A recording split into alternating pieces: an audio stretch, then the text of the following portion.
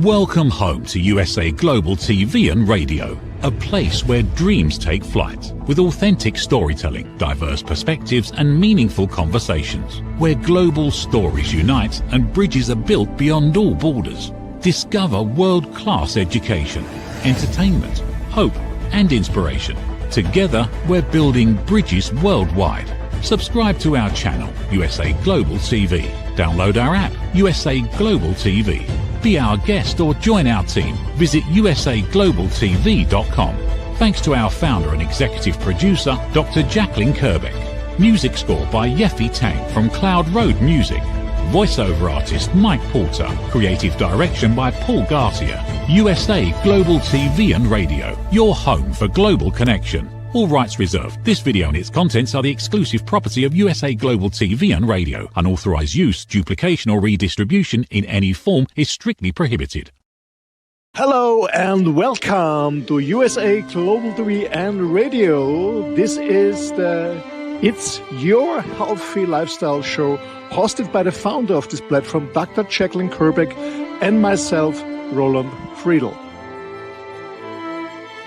How important is your health and fitness to you? We show you how you can easily eat healthier every day, how you can improve your fitness and recover much quicker after your exercises and workouts. Families will learn how to optimize their children's health and nutrition. And finally, you will also hear how you live a long, healthy and fit life into your old age. Join us here on It's Your Healthy Lifestyle.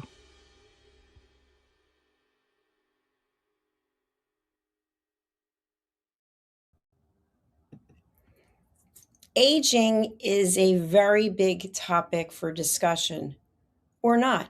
Some people don't want to talk about getting older, but the truth is, if we're here, we are aging by the minute. And the question is, why is the focus always on how many years we're going to live instead of how many good years are we going to live? Because if we don't take care of our health and we live a long life, that doesn't mean it's going to be a happy life.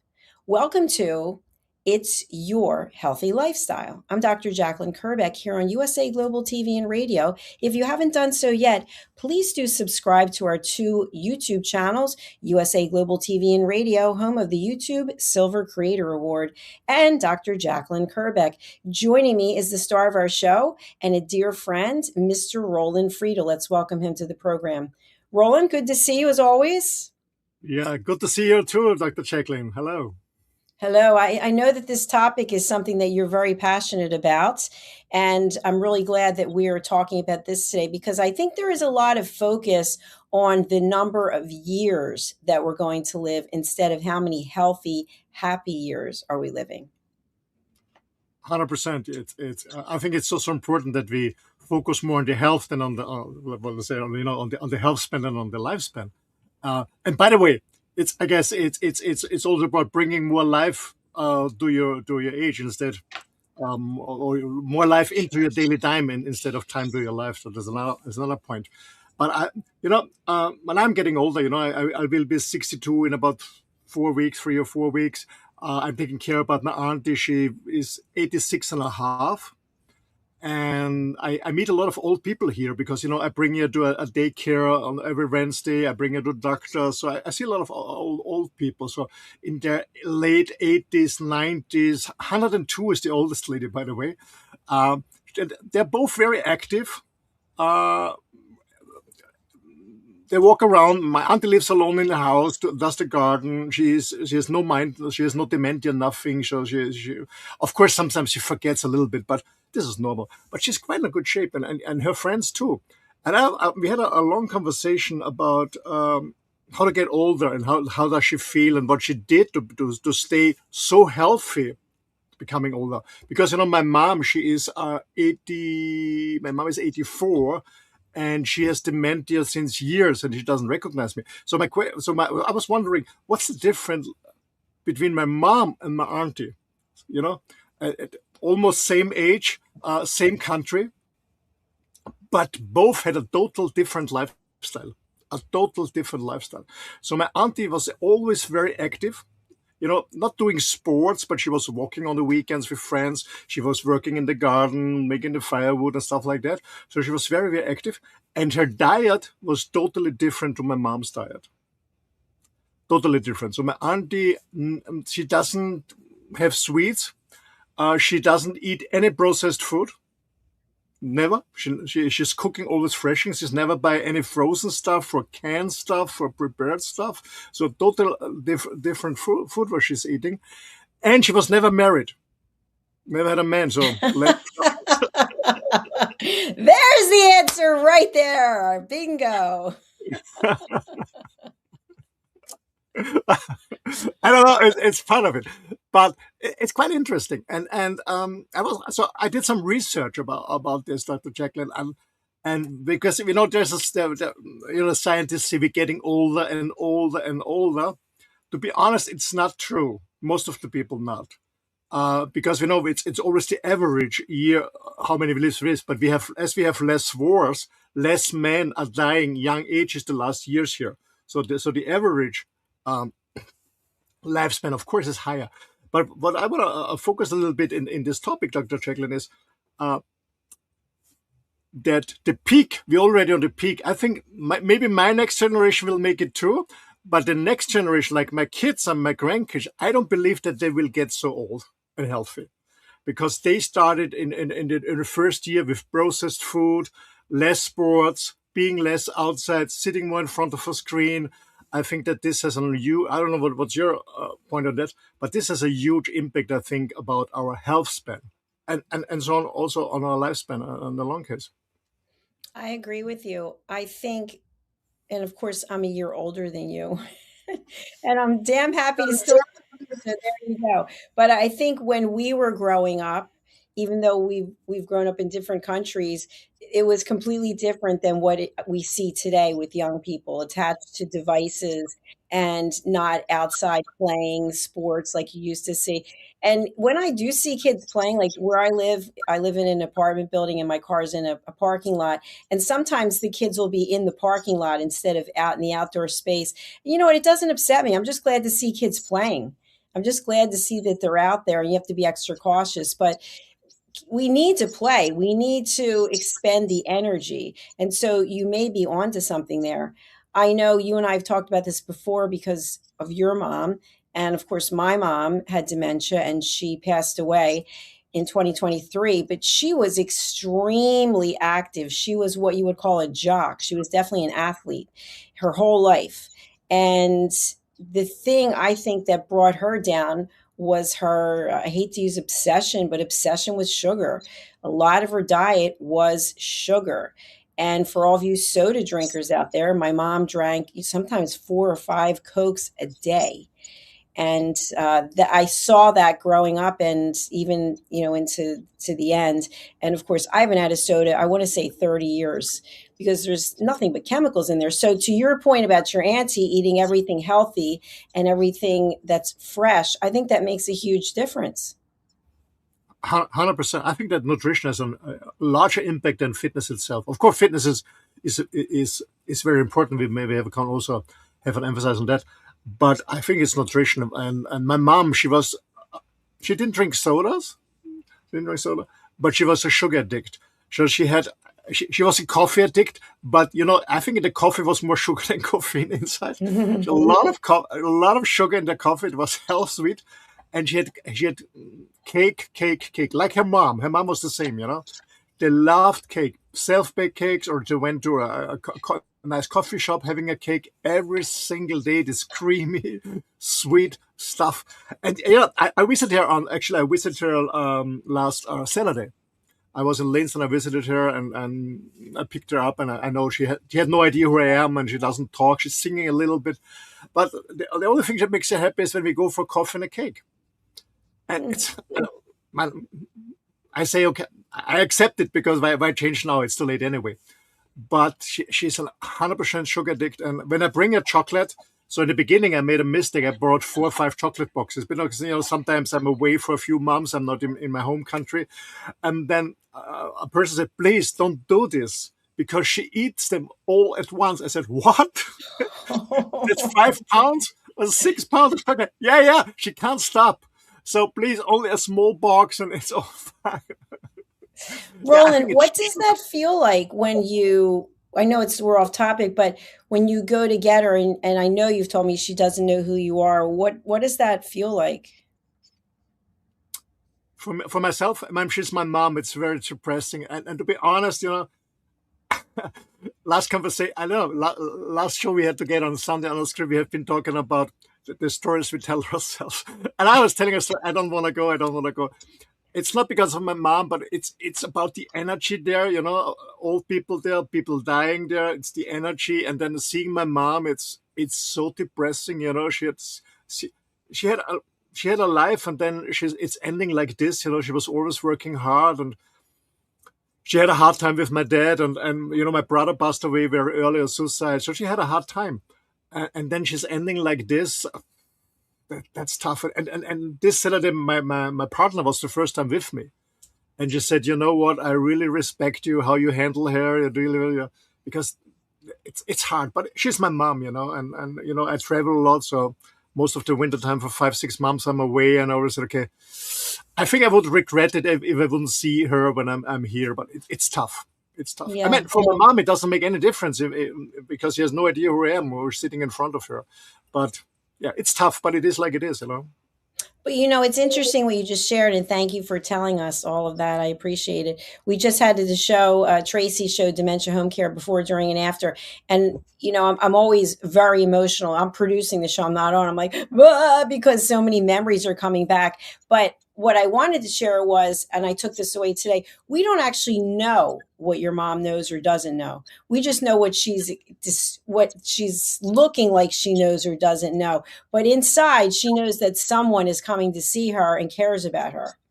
And, Yeah. that can make a world of difference. So when we're talking about today, health span versus lifespan, I know sometimes we, as humans, we get very preoccupied with the number. Well, my father lived to this age and my mother lived to that age, so it's likely I might live to this age. But how many good years are you having? What are you doing? Like, if you're watching this and even though our audience is basically 30s and up, let's say you're in your 20s, what are you doing today to prepare yourself for being here for the long haul? And when we're younger, we don't really think about that. We think we're completely invincible. Nothing is going to happen to us. And then as we get older, we realize that things start to fall apart a little bit. Things get out of our control. I know I've shared this probably before because you told me about the blue light glasses, but I might be looking at this computer screen. It could be 12 hours in a day. And by the end of the day, I've watched some of my shows at 7 or 8 o'clock at night. I'm like this. My eyes are like this, like they're hardly open, not because I'm tired, but I can't keep just the blue light. And so that wasn't like that a few months ago. Things just happen.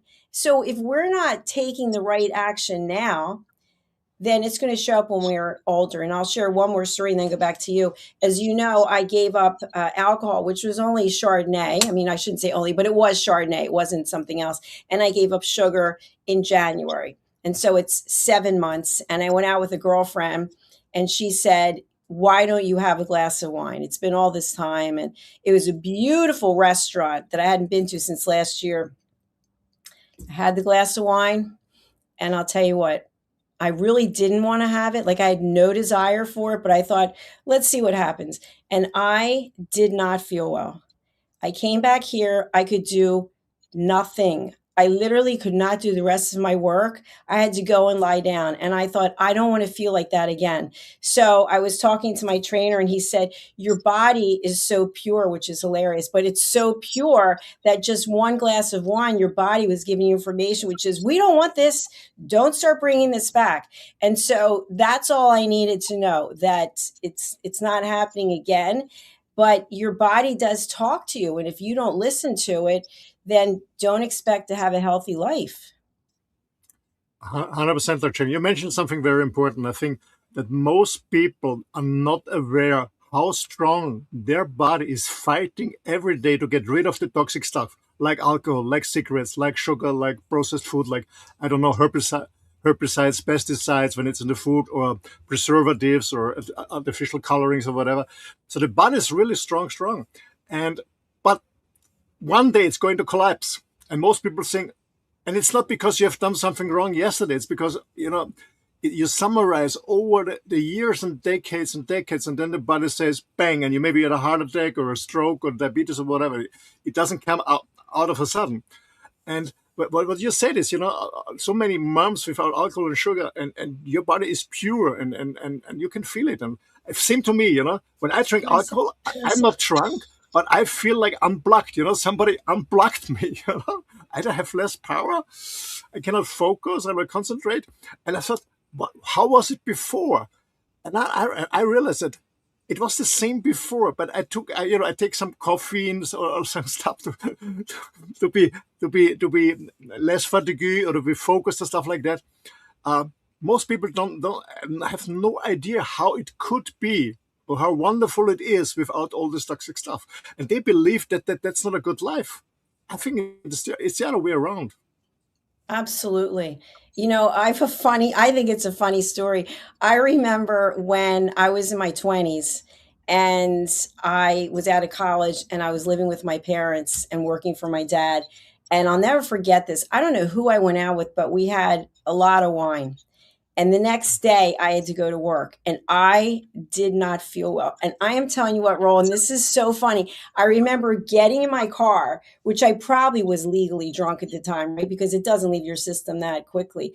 And I drove to McDonald's. I had the seat like way back and I was driving because I felt so sick. And I pulled up to the drive-thru and I got a quarter pounder with cheese, large fries, a shake, and a Coke, all because of the alcohol, right? To get the grease and you look at it, and you go, wait a minute. So you did one thing that wasn't healthy, and then you did this, and this to try to clean up the first thing. And I think that's when I decided that I was totally done with fast food and with sodas and all of that. But that's something that people do, right? You read about it all the time. I've never used drugs in my life, but you read stories. Someone will say, well, I was depressed, so I took an upper, but then I was too high, so I took a lower. So then I took some marijuana. Then I did it's like, whoa, it's like a whole science project here. Why not get to what is the root cause of how you're feeling and why you're feeling that way? Yeah, 100%. 100%. It's the same, when I take sugar or eat a pasta or stuff like that. I feel so down the next day because I don't eat it for a long time. And as you said, now the body's pure and it's reacting now. And I think it was reacting before too, but we didn't listen because it's a tough word, but I think we didn't feel ourselves really. We haven't been connected with ourselves. We're just hustling in this treadmill, doing business or working in the corporate world, doing. It's more about kind of survival mode, not in a negative way that we don't have enough food or shelter, but going from day to day. During the week, a lot of coffee. I know you're not a coffee drinker, but during the week, normally a lot of coffee to stay awake in the business, in the job, and on the weekend, alcohol with friends, so you don't have to feel yourself, and you always repeat it, and we think it's normal. And we think it's normal. And I guess I brought this example in another show. It's like, when you're obese, when you just eat too much, you think this is normal, how you feel. And all the people, when they're losing a hell of weight, afterwards say, oh, I didn't know I feel so good. I didn't know that the difference is so tremendous. If I would have known, I would have started earlier. And I think the same is with living a healthier lifestyle. It's a difference. I mean, my friends they see on a regular basis. I'm in Austria. They're the same age like me. Actually, they look older. They say to themselves, "You look much younger than ourselves." I look fitter. I don't take any pharmaceuticals instead of them. Some have they statin, some blood pressure, some have sugar, some have already had a heart operation, so they take some stuff for the blood. So all my friends in my same age, they're taking at least 2, 3, 4, 5 pharmaceuticals, and I'm none of them. It's because I don't need them. And I think this is what I've done all the last years is staying more. I said 80% healthy. Of course, I had my glass of wine or enjoyed my drink or enjoyed an ice cream, but not on a regular basis. And I think this is so important that we still can enjoy stuff. Actually, my partner, she is the fourth week without sugar, without alcohol, nothing. Yeah, she's on whole animal based, so she will do it for 8 months. Actually, for 8 weeks. But on the 2nd of September, her daughter has a birthday, and I'm on the 12th. So they said, okay, I make an exception. I said, I have a small piece of cake. And I said, this is okay. But as my mom, every day, 2 or 3 pieces of cake. Or my grandma was the best. And my mom is slim. But my grandma, she was a grandma. And then Yes. the funny thing was, she always said, I don't understand why I have so much weight. I don't eat. I don't cheat. You know what? She never did it at home. But when I was in the city walking by a nice cafe, the Cafe Jindrak, very famous here in my town, very famous for the Linzer torte. Anyway, she was always sitting there when I left school. Always. Every day. I said, "Ah." And she said, no, that's not counting. I don't cheat at home. I said, no, but just sit 3 hours in the coffee shop with your friends. Well, that goes So again to the stories we tell ourselves. yeah, that's the Yeah. point. And most people are not aware what they're eating. And actually nowadays, besides, media screening, computer games, people are eating by reading a newspaper or by Unconsciously. they're eating unconsciously and they're not aware what they're eating. And I always say to my friends who have a problem, really every snack, write it down and then read it after 1 week what you've been eating. It's much more than you thought you ate. It's very true. Well, I think the other thing is that sometimes people use food as a tool because they're bored or they're sad or they're happy or they're angry. And when you are not dependent on anything else, like for example, I know a lot of people drink caffeine. You drink caffeine. I had to give it up because of my ulcerative colitis. But let's say it was, if I have had it 35 years, let's say 10 or 12 years ago, I stopped drinking caffeine only because when the doctor explained it to me, it made perfect sense. You put caffeine in, which would be iced tea, and it makes the digestive system work faster, right? Because it's a stimulant. And so that means your digestive system, when you have ulcerative colitis, you want it to be really slowly working. So it wasn't a problem because I had a reason. But when we don't actually have a why that's strong enough or a reason, then it is difficult to move through life when things happen and we're not happy about it, or we are happy. Think about it. You're happy, you want to celebrate. How do people celebrate? Food is a big one. You're sad. What do people do? They eat, right? You're bored. What do? You eat. You go to the movies, you eat, you watch TV, and it's eating. So we need food, we need energy, we need fuel. I told you that working with my trainer, I need to eat more so I can build more muscle. And it's completely counterintuitive to what I need to do for ulcerative colitis, but it makes sense if you want to build muscle. So we have to make decisions about food every single day. And it comes down to, is food for entertainment or is it for fuel? Yeah. Yeah, and I think it changed the last decades, because food was always there, bringing us food, bringing us energy. We have the macros and the micros, yeah. But it changed about, I guess, in the 1950s. It changed when the first commercials came out with the cereals, and then together with the dairy industry, they brought breakfast in. We never had breakfast before, but they brought breakfast in. Now everybody says breakfast is the most healthiest food meal of the day. What never have been before. But it's, when you repeat it, you believe it. And then, it became a more a social aspect because there was more food on the plate. Before, we had hunger periods, we have war, so there was never enough food. By the way, interesting story, during World War II, a lot of universities in Europe had a problem. The medicine students had a problem. There was not enough people who died because of a heart attack or a stroke. So, when you study medicine, you're working on dead people. So you go inside a body, you look at the veins or stuff like that. And they had to import them from other countries because there was not enough food on the table during World War II here in Europe. So less people obese, less people are dying of a heart attack or a stroke. So they had to import dead people. So so there's a correlation between eating too much and now there's a lot of food on the market. There's a lot of food. We're not starving here in Europe. Most people not starving here. Actually, it's too much. When you go to a supermarket, I remember when I was the first time in the US, when I was studying in Athens, Ohio. My first time I was in a supermarket in the US. I said, "My gosh." I was looking for a product. There's not one like it was in Austria 40 years ago. There was 50, and then this wave came to Europe. And when you now go to the supermarket, you have not one cereal, you have 20 cereals, you have 20 yogurts, you have how many flavors. It's too much there. People can afford it. And it's not illegal like taking cocaine or something else. It's just a different drug. And then food was not about, as you said, surviving because you're starving and getting full, getting the nutrition need. It was just there.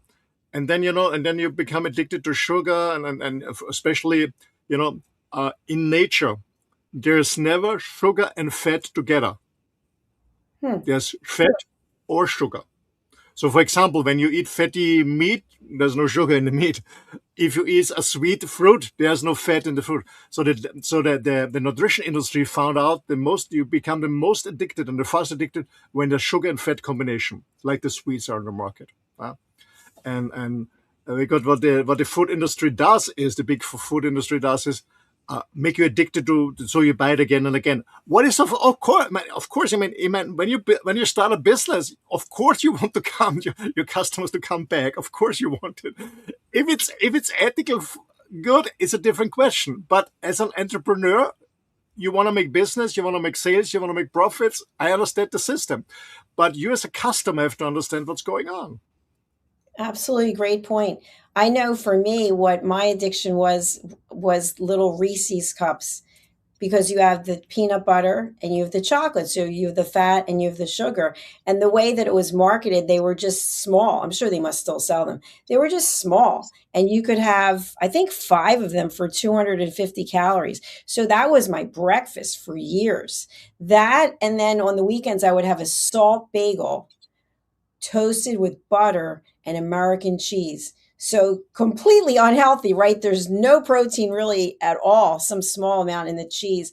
And I remember I was going to buy the Reese's again, and then it was like 400 calories for the same 5. I'm like, well, what changed? There were just more chemicals in there. I don't know what it was.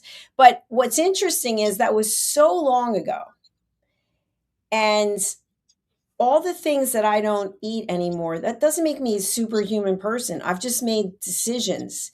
So my point is that one of the things that's amazing about humans versus AI is we get to make choices.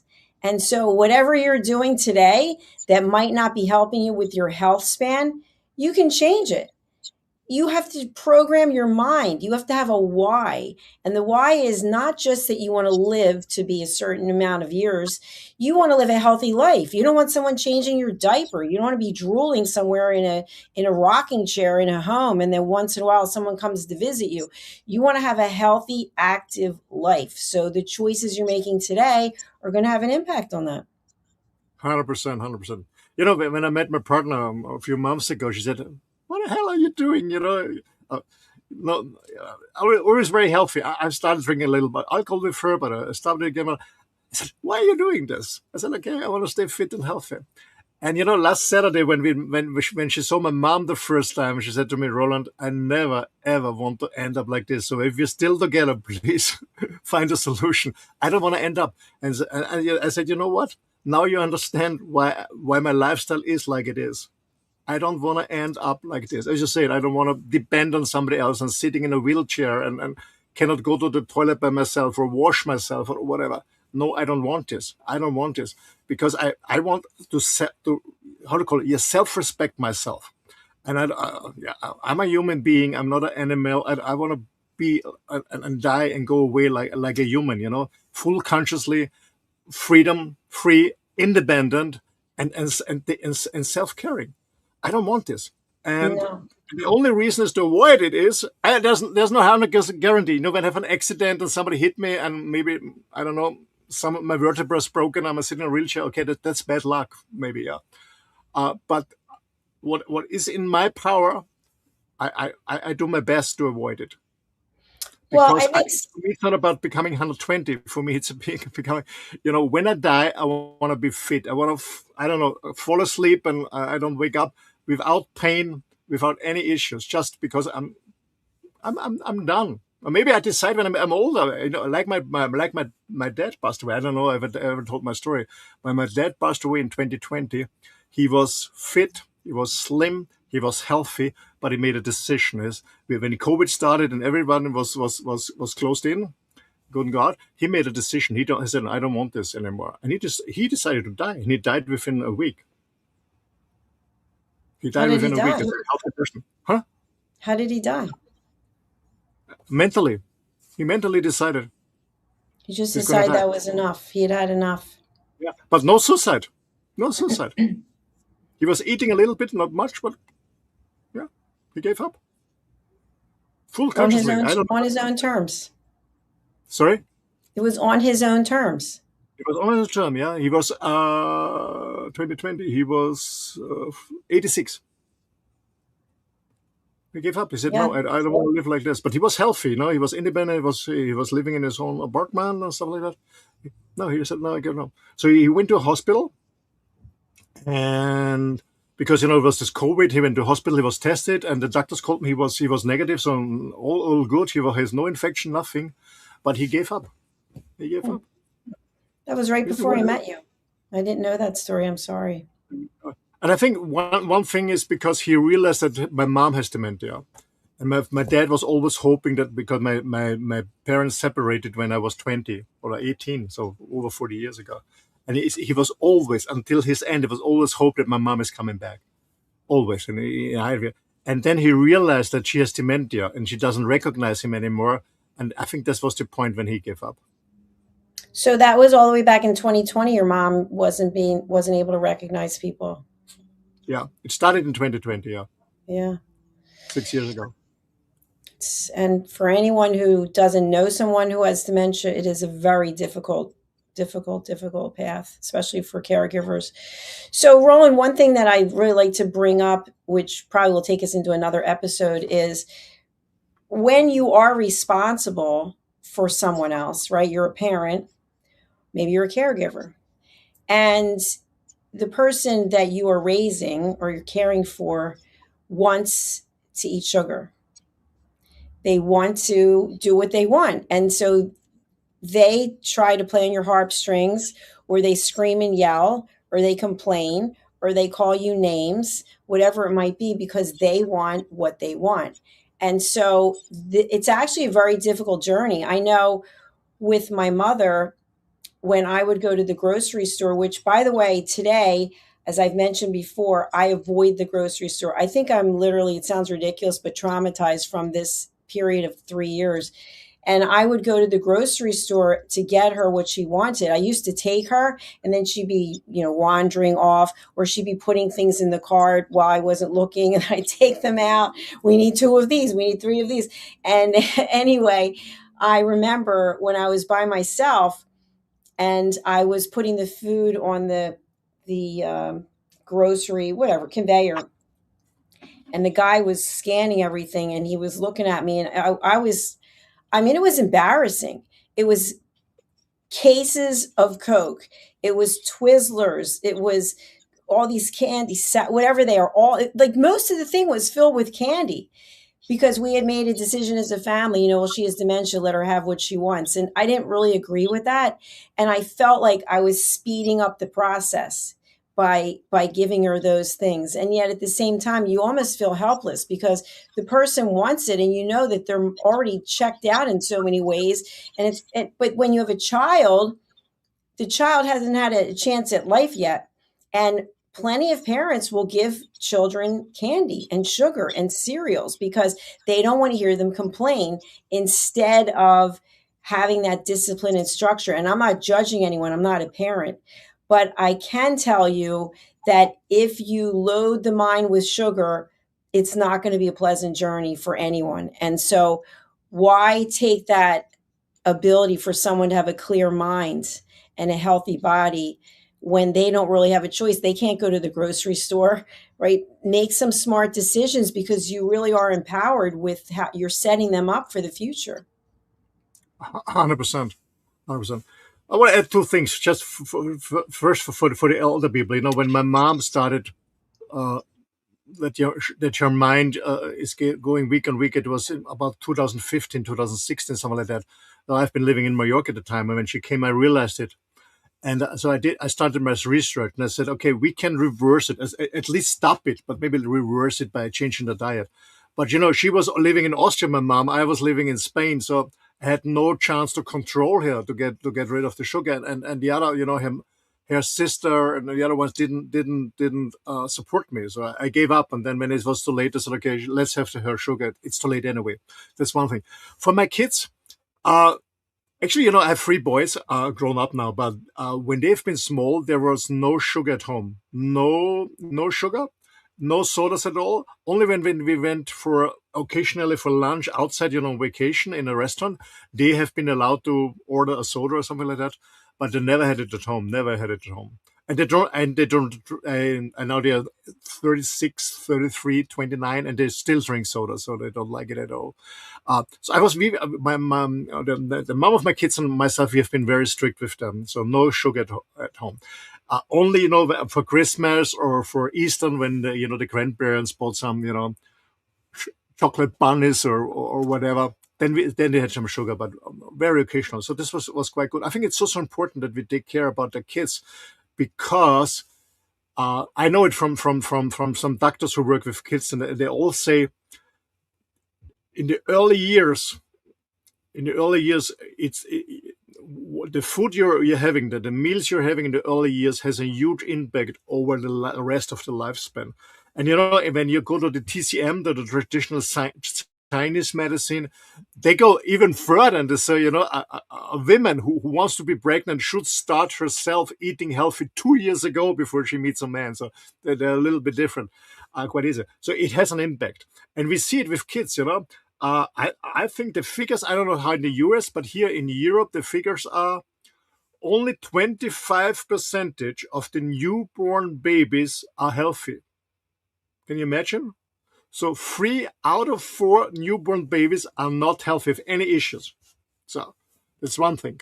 So, and we see it, young kids already have diabetes, they have obese, they have different stuff that all are related to nutrition, and they're all related to sugar.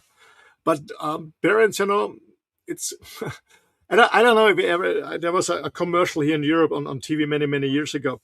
A mom is doing grocery at the supermarket, and she's going to the cashier. And and the thing is, the industry knows exactly what they're doing. In the height where the kids are, the little kids are seeing the sweets and the chocolate, and they have it always. I don't know. I guess in the US the same, but here in Europe, when you go to the cashier to pay, before we had cigarettes, now they have sweets there. Yeah, they have additional sweets. And then the kids start screaming, I want it. And mom says no. And the kids say, yeah. And you know what happened? Then the mom is so embarrassed, and she's looking around the other people and said, oh, I don't want to be a bad mom, so I don't want my kids. So she buys the stuff. Instead of taking care of the kids, it's more important what other people or strangers think about their education. What stupidity it is.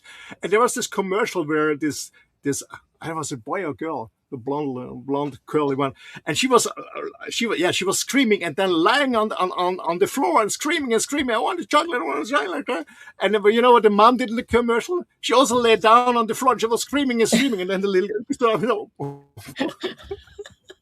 and it's tough. But it's true, a lot of parents, they have no education in nutrition. Maybe we don't learn it, and we think, okay, a little bit sugar. Yeah, it's a little bit sugar when you eat a candy. But there's sugar in the soda. There's sugar in the processed food. There's sugar there and there. And at the end of the day, it's a huge amount of sugar. At the end of the day, it's a huge amount. And when we go to the supermarket, I always wear my glasses and I read the ingredients. I don't know what I had last time. Most of the ingredients, I don't know, you have a chocolate cream or whatever it is, it's 50, 60% sugar. Yes. Sugar. Shocking. Sugar. It's shocking. Yeah. And most people don't read the ingredient list. It's very true. We are out of time, but we do have one comment that I'd like to share. I think it's quite interesting. It's from YouTube, from Loch Ness Monster 1912. We also give old people Botox and load their minds with YouTube. What do you think this person means by this? We give old people Botox and load their minds with YouTube. It's a good one. Well, what do you think this person means by that, though? I think it's because old people, you don't see the wrinkles. Maybe they take Botox, the wrinkle, they look healthy and younger, and they load their minds with YouTube. I mean, on YouTube, there are many fitness and nutrition stuff also for older people because it's a huge market. Most of the stuff is crap, but I think that's what the meaning is. I think so. But maybe the person if you think about it, first of all, if you think about celebrities as they're getting older, they're getting Botox. But do you know grandma and grandpa getting Botox? I mean, this is not something that I'm familiar with. I think if you are used to getting Botox when you're younger, maybe you get it when you're older. I have no idea. But I don't know any initiative of people that are, in their 80s that are going for Botox. Now, if we look at certain communities, maybe in the United States, maybe South Florida, there's a lot of older people there. Maybe they are getting Botox. I don't know. But then I think also the comment about loading their minds with YouTube, there is good content on YouTube. Our channels have education and awareness. So I think this is kind of a loaded statement from Loch Ness Monster 1912, and it must be based on this person's experience. But thank you for sharing. We're glad that you're here to watch, and we hope that you'll subscribe to our channels. Roland, what would you like to leave the audience with as we close out today?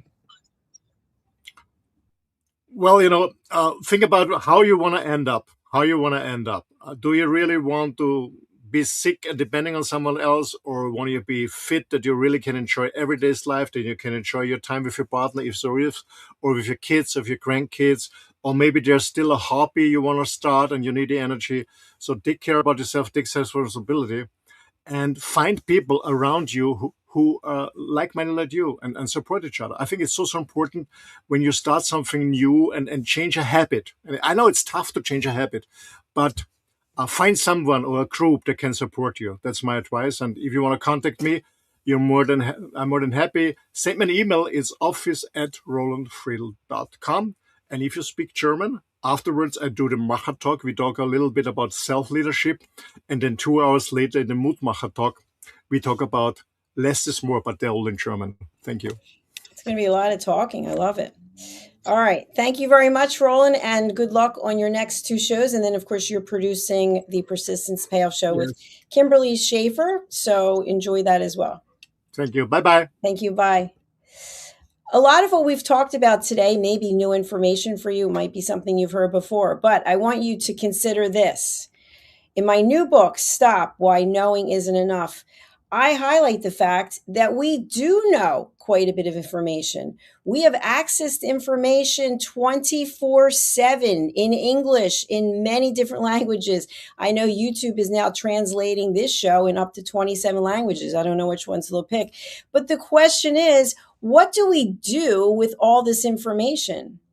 Many times, nothing. We don't take any action because we have stories we tell ourselves. Well, this doesn't apply to me. This is impertinent. I'll deal with it tomorrow. I'll deal with it next week. I'll have someone else deal with it. But if you want to have a healthy life, you are the only one who can do something about it. And it's about changing your mindset.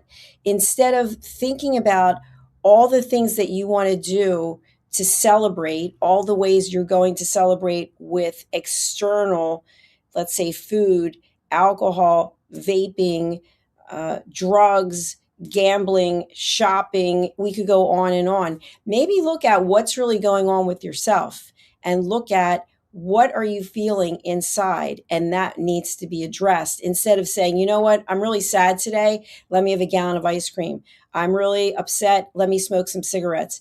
Look at what's going on with you inside. And then how do you process it? How do you let your feelings out so that instead of keeping them trapped inside, now you're making a second issue. The second issue is now you're reaching for something that's really unhealthy. And as Roland mentioned, when you are going and doing your grocery shopping, if you live somewhere in the world and you're fortunate that you're able to do that, look at the labels. Some of the labels, you will be shocked when you see how much sugar is in a lot of these items. And if you think about it, if you have a refrigerator and you buy something and you put it in the refrigerator, it might be good for a month. How's it staying good for a month? Have you ever thought about that? If you go to a farmer's market and you buy something there, probably it's going to expire a lot quicker than a similar item that you got in the grocery store that has preservatives. So think about that and think about what those preservatives could be doing to your body long term. We're here providing education and awareness and also hope and inspiration. I'm Dr. Jacalyn Kerbeck. Thank you again for being here. We're going to close out now and we'll see you for our next show. Stay tuned. People are searching for experts every day. Are they finding you or are they finding someone else? Every day, professionals are building authority through media. We've already built the platform. USA Global TV and Radio. Over 14,000 shows streamed to over 60 countries. This isn't about becoming famous. It's about leverage, visibility, credibility, opportunity. One interview, one conversation, one show, repurposed into content, connection, and business growth. Most people assume hosting a TV show requires a studio, a production team, and a massive budget. Our television packages begin at $1,500 US per month. Professional production, global distribution, replay visibility, built for voices with something to say. I'm Dr. Jacalyn Kerbeck, and if this resonates with you, we should talk. USA Global TV and Radio, all rights reserved. Contact us at info@usaglobaltv.com. Thank you, viewers and listeners of USA Global TV and Radio, for joining us today. We're honoured to have your time and attention as part of our global community. At USA Global TV and Radio, we believe in the power of authentic conversations, meaningful connections, and creating a world of possibilities together. Want to be part of something bigger? Join our team of elevated listeners at usaglobaltv.com, a space where your voice matters and your ability to listen transforms relationships. Stay connected with us across all our platforms for thought-provoking discussions, expert insights, and empowering stories. Subscribe to our channels at youtube.com/c/USAGlobalTV. Follow us on social media and explore the endless opportunities we're creating for growth, learning, and inspiration. Together, we're not just broadcasting, we're building bridges and changing lives one conversation at a time. For inquiries, contact us at info@usaglobaltv.com. Produced by Executive Producer and Director Dr. Jacalyn Kerbeck. Voiceover by Mike Porter. Creative direction by Paul Garcia. All rights reserved. Visit usaglobaltv.com to view our full terms and conditions.